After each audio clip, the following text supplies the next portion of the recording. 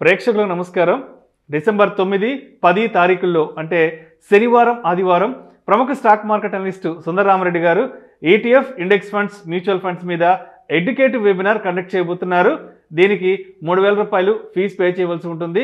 ఆసక్తి ఉన్నవారు ఈ కింద స్క్రోల్ అవుతున్న నంబర్ కాల్ చేసి వెంటనే మీ రిజిస్ట్రేషన్స్ను పూర్తి చేసుకోగలరు. So compare to previous couple of ఇయర్స్లో కంపేర్ చేసినప్పుడు ఈ ఇయర్ పర్టికులర్గా ఒక పెక్యులర్ ఈవెంట్ కనబడుతుందండి స్టాక్ మార్కెట్లో. అండ్ లాస్ట్ 2-3 ఇయర్స్ నుంచి ఈ లార్జ్ క్యాప్ స్టాక్స్ అవి కూడా ఆల్మోస్ట్ మెజారిటీ కౌంటర్స్ అన్నీ కూడా లిటరల్లీ లెస్ రిటర్న్స్ లేదా జీరో రిటర్న్స్ వచ్చిన స్టాక్స్ ఉన్నాయి. అండ్ లాంగ్ టర్మ్ ఇన్వెస్ట్మెంట్ చేసేవాళ్ళు వీటిని గుర్తుపెట్టుకోవాలి. షార్ట్ టర్మ్ పాయింట్ ఆఫ్లో markets may not move. Suppose HDFC bank ఉందనుకోండి, హిస్టారికల్ డేటా మనం చెక్ చేసుకుంటే జీరో రిటర్న్స్ ఇవ్వడం అనేది కపుల్ ఆఫ్ టైమ్స్ ఇచ్చింది. అది జీరో రిటర్న్స్ అదే 2 ఇయర్స్ పాయింట్ ఆఫ్లో, 3 ఇయర్స్ పాయింట్ ఆఫ్లో ఎనీ లార్జ్ క్యాప్ కౌంటర్లు కూడా ఈజీగా జీరో రిటర్న్స్ వస్తాయి. దాని అర్థం అది మార్కెట్ రెస్పెక్ట్ ఇవ్వట్లేదని కాదు, లేదా స్టాక్స్లో ఇంకా జ్యూస్ అయిపోయిందని కాదు. సో బేసికల్గా మార్కెట్ ఎప్పుడు సైక్లికల్ నేచర్లో ఉంటుంది. ఏ బిజినెస్ అయినా సరే సైక్లికల్ నేచర్ అండి అది. And like human life cycle లాగా స్టార్టప్, గ్రోత్, మెచ్యూరిటీ, డిక్లైన్, ఈ సైకిల్ రిపీట్ అవుతూ ఉంటాయి. లేకపోతే స్టాక్ మార్కెట్లో అనుకోండి, బుల్ మార్కెట్లు, బేర్ మార్కెట్ సైకిల్ రిపీట్ అవుతూ ఉంటాయి. లేకపోతే ఇంట్రెస్ట్ రేట్స్ ఎక్కువ తక్కువ ఉన్నప్పుడు మార్కెట్ హ్యాపీగా ఫుల్ లిక్విడిటీతో మూవ్ అవుతూ ఉంటాయి. ఇంట్రెస్ట్ రేట్స్ ఎక్కువైనప్పుడు లిక్విడిటీ స్క్వీజ్ అవుతుంది కాబట్టి మార్కెట్ చాలా స్లోగా పోతుంటాయి. కాబట్టి బోల్డ్ అని ఎక్స్టర్నల్ ఫ్యాక్టర్స్ స్టాక్ మార్కెట్ మీద ఎఫెక్ట్ అవుతూ ఉంటాయి. అందుకని ఎవ్రీ ఇయర్ సేల్స్ తగ్గట్టు స్టాక్స్ మూవ్ అవుతాయి అనుకోమాకండి, అవి అవ్వదు. అంటే చాలామంది రిజల్ట్ బాగుంది అని చెప్పేసి ఇంటర్డే కోసం స్టాక్స్ కొంటారండి. ఆ రోజు మూమెంట్ ఉంటే ఓకే, అదర్వైజ్ అంటే నాట్ గోయింగ్ టు వర్కౌట్ అనమాట. కాబట్టి మనం ఏదైనా స్టాక్స్లో ఇన్వెస్ట్ చేసేటప్పుడు సేల్స్ మూవ్ అవుతున్నాయి లేదా, ప్రాఫిట్స్ మూవ్ అవుతున్నాయి లేదా, డివిడెండ్ డిస్ట్రిబ్యూట్ చేస్తున్నా లేదా, అవి చూసుకోవటం బెటర్ అనమాట స్టాక్ మూవ్తో కంపేర్ చేసినప్పుడు. పర్టికులర్గా ఇప్పుడు కనుక మనం చూసుకున్నట్లయితే ఈ పాయింట్ ఆఫ్ టైంలో ఈరోజు November 24th అనమాట. ఈరోజు కనుక చూసుకుంటే లాస్ట్ ఎన్ని మంత్స్ నుంచి జీరో రిటర్న్స్ వచ్చినా చూద్దాం. Nifty stocks, HDFC bank last 34 months నుంచి జీరో రిటర్న్స్ అండి.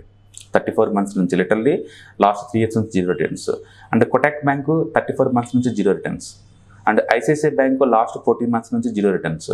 అండ్ రిలయన్స్ 25 మంత్స్ నుంచి జీరో రిటర్న్స్. TCS 27 మంత్స్ నుంచి జీరో రిటర్న్స్.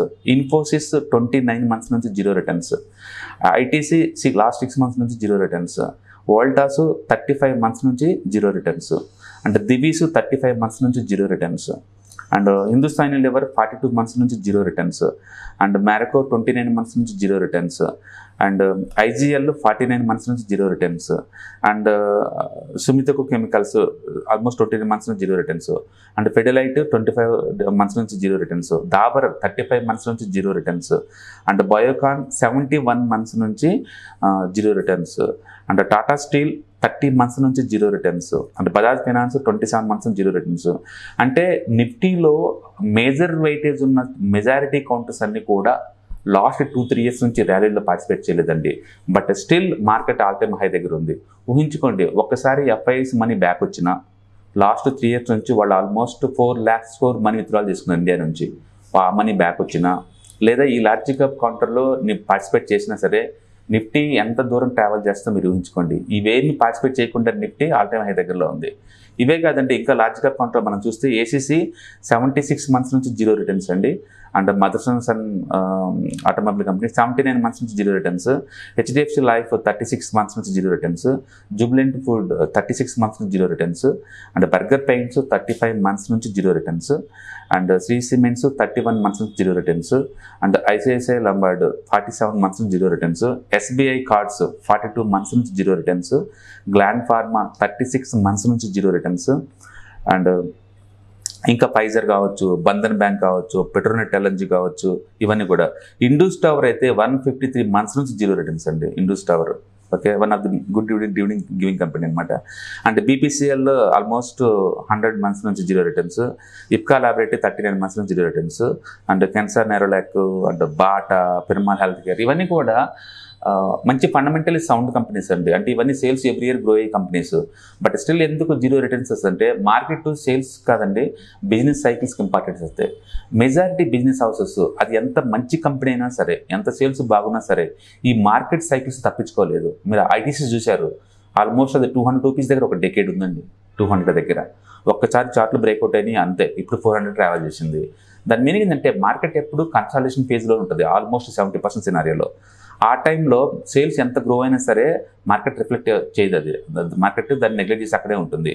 మార్కెట్ ఎప్పుడైతే కొంత బీన్ అవుతుందో వితిన్ 1 ఇయర్కే అది 100% మూవ్ అవుతుంది అనమాట. ఓకే, అందుకని స్టాక్ మార్కెట్ ఎప్పుడు కూడా సేల్స్కి తగ్గట్టు లీనియర్గా పోదు. డెఫినెట్గా సేల్స్కి అండ్ స్టాక్ మార్కెట్ ప్రైస్కి డైవర్జెన్సీ వస్తుంది. అందుకని మీరు స్టాక్స్లో ఇన్వెస్ట్ చేసేటప్పుడు మంచి క్వాలిటీ బిజినెస్ హౌస్లో ఇన్వెస్ట్ చేయడానికి ట్రై చేయండి, అండ్ కపుల్ ఆఫ్ ఇయర్స్ ఉంచుకోవడానికి ట్రై చేయండి. మీరు కనుక 2 ఇయర్స్ కోసం 3 ఇయర్స్ కోసం మార్కెట్లో ఇన్వెస్ట్ చేయాలంటే మాత్రం చాలా టఫ్ అండ్ వెరీ ఛాలెంజింగ్. ఎంత మంచి కంపెనీ అయినా సరే మీరు ఈ కాంట్ మేక్ దమ్ అనే short term point of view, అది షార్ట్ టర్మ్ ఎంత అనేది మార్కెట్ డిసైడ్ చేస్తుంది అనమాట. అదే మనకి కపుల్ ఆఫ్ స్టాక్స్ నుంచి ఒక ప్యాక్ లాగా కొన్నాం అనుకోండి, అన్ని స్టాక్స్ ఇలా సైడ్ మార్కెట్లో ఉండవు కాబట్టి ఓవరాల్గా మూవ్ అవుతూ ఉంటాయి.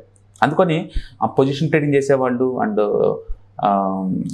స్టాడెల్ స్ట్రాంగిల్ ఈ టైప్ ఆప్షన్ ట్రేడింగ్ చేసేవాళ్ళు ఈ కౌంటర్లో లాస్ట్ కపుల్ ఆఫ్ మంత్స్లో బీవెచ్గా మనీ మేక్ చేసి ఉండొచ్చు, ఎందుకంటే ఇవి ఎటు పోర్ట్లో ఒక రేంజ్లోనే మూవ్ అవుతున్నాయి కాబట్టి. కానీ ఇన్వెస్టర్ పాయింట్ ఆఫ్ వ్యూ చాలా పెయిన్, లాస్ట్ ఇయర్స్ నుంచి మూవ్ అవ్వలేదు కాబట్టి.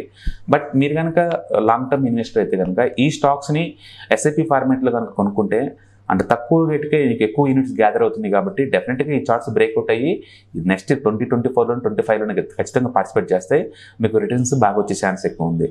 కాబట్టి క్వాలిటీ స్టాక్స్ మూవ్ కాలేదు అని ఒక్క రీజన్ తోటి స్టాక్స్ని మీరు దాన్ని అమ్మకూడదు అనమాట. అందుకని రిస్క్ ఎనాలిసిస్ అనేది బయట మార్కెట్లో కాదండి, మన పర్సనాలిటీ ఉంది. మీ పర్సనాలిటీ అసలు ఇన్వెస్టర్గా సూట్ అవుతుందో లేదో చెక్ చేసుకోండి. మీకు సూట్ అవ్వదు అనుకుంటే better to go for mutual fund route, వాళ్ళు చూసుకుంటారు ఇవన్నీ కూడా. లేదా మీకు సూట్ అవుతుంది అనుకుంటే మీరు మార్కెట్లో ఉండొచ్చు. చాలామంది 1 ఇయర్ 2 ఇయర్స్ నుంచి మూవ్ అవ్వట్లేదు ఒక రీజన్తో అమ్మేస్తూ ఉంటారండి మంచి క్వాలిటీ కంపెనీస్ కూడా. బట్ స్టాక్ మార్కెట్లో 2-3 ఇయర్స్ స్టాక్స్ మూవ్ అవ్వన్నది అనేది నార్మల్ థింగ్ అనమాట. అంటే ఈ సంవత్సరం పర్టికులర్గా అయితే లార్జ్ క్యాప్ లాస్ట్ 2 ఇయర్స్ నుంచి రిటర్న్స్ ఏం రాలేదండి, నెగ్లిజిబుల్ రిటర్న్స్ అనమాట. ఇది ఒక పెక్యులర్ సినారియో అనమాట, రెగ్యులర్గా మనకు కనిపించేది స్టాక్ మార్కెట్లో. బట్ ఈ సంవత్సరం మాత్రం almost all blue chip companies okay and literally zero returns అనమాట లాస్ట్ 1 ఇయర్ నుంచి. బట్ అదే టైంలో మీరు లార్జ్ క్యాప్ మ్యూచువల్ ఫండ్ కనుక చూసుకుంటే అవి మళ్ళీ 15-20% రిటర్న్ జనరేట్ చేసినాయి ఈ స్టాక్స్ అని మూవ్ కాకపోయినా సరే. That is the power of the mutual fund managers అనమాట.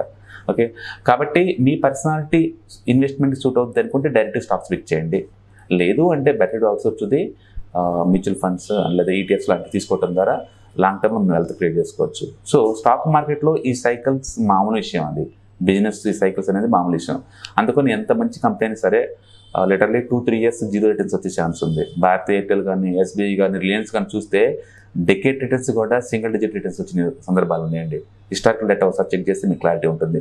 అందుకని హిస్టరీ రీడ్ చేయడం ద్వారా మీకు పవర్ వస్తుంది, బేసికల్గా నెక్స్ట్ ఏం జరగబోతుంది పెద్ద వస్తుంది. తద్వారా మనం ప్రెడిక్షన్ చేసుకోవచ్చు అనమాట. అందుకనే చార్ట్ రీడింగ్ చేయడం ద్వారా మీకు ఆ స్కిల్ వస్తుంది అనమాట ఆటోమేటిక్గా. ఎప్పుడు దీన్ని మూవ్ ఎక్స్పెక్ట్ చేయొచ్చు, ఎప్పుడు మనం ఎక్స్పెక్ట్ చేయకూడదు అనే విషయం మనకు అర్థం అవుతుంది. కాబట్టి ఎంత మంచి బిజినెస్ హౌస్ అయినా సరే ఈ బిజినెస్ సైకిల్స్ని తప్పించుకునే ఛాన్సే లేదు. ఏదో ఒక టైంలో సైడ్వేకి వెళ్ళిపోతుంది. ఆ sideway market 2 years 3 years 4 years అలా ఉండాల్సిందే. ఆ తర్వాత మళ్ళీ చార్ట్ బ్రేక్అవుట్ అయితే ఎసెట్స్ ఏదైతే ఉన్నాయో సేల్స్ ఏదైతే ఉందో దాన్ని రిఫ్లెక్ట్ అవుతూ స్టాక్ ప్రైస్ పెరుగుతూ ఉంటుంది. కాబట్టి బ్యాంకు డిపాజిట్స్ లాగా స్టాక్ రిటర్న్స్ ఎప్పుడు కూడా కన్సిస్టెన్సీ ఉండదు. సడన్గా 1 ఇయర్లో 100% అవుద్ది, 2-3 ఇయర్స్ రిటర్న్స్ 0 వస్తుంది. యావరేజ్ చేస్తే ఆ 15-20% వచ్చే ఛాన్స్ ఎక్కువ ఉందన్నమాట. కాబట్టి బిహేవియర్ ఎవరికైతే అర్థం ఉందో వాళ్ళు ఇలా సైడ్వే మార్కెట్లో ఉన్న మంచి క్వాలిటీ బిజినెస్ హౌస్ని కలెక్ట్ చేసుకుంటూ పోతూ ఉంటారు. ఒకసారి చార్ట్లు బ్రేక్అవుట్ అయినప్పుడు ఎక్కువ రేట్లో ఉన్నప్పుడు అమ్మేస్తూ ఉంటారు అనమాట.